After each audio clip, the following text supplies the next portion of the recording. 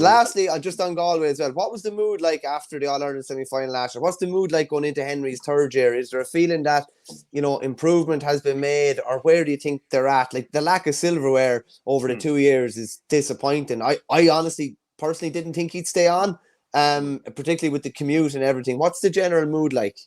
Yeah, people seem to be content enough that he's staying. I suppose, like, results wise, it's like, I suppose, like, if you had even one Leinster title, you could point to something and say, but they even the way, the manner that I suppose they lost it this year was, like, it was cruel. But, like, on reflection, coming out after the semi final, was very disappointed with the show, and, like, particularly, the way Limerick took over after about 25 minutes. But then when you look at the way, they actually blitzed Kilkenny in the final and things, like, I suppose, like, Limerick are up there, like, and the Jason Packer kind of bunched together. Like, there's probably about maybe 5, 6 teams that probably could beat each other on any given day.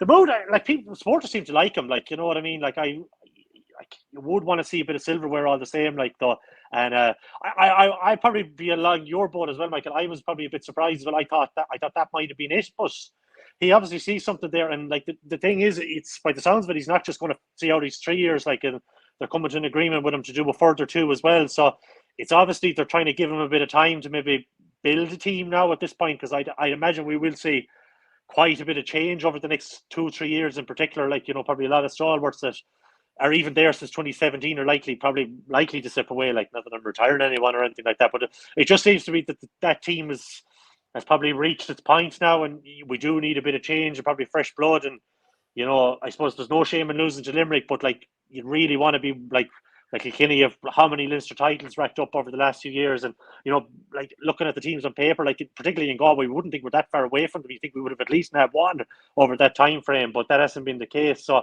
I suppose, like, yeah, I suppose the people are probably willing to wait and see, like, but the general support in Galway is positive, and I suppose there is probably, when you look around, there's probably a lack of other candidates out there as well at the same time. Like, who is going to get it? Like people that might have been pushing before this, maybe your Jeff Linsky's or Brian Halway's. I suppose the under-20 campaigns haven't been good for them either. Like, so the options maybe aren't there in that sense, and even from an outside point of view either. Much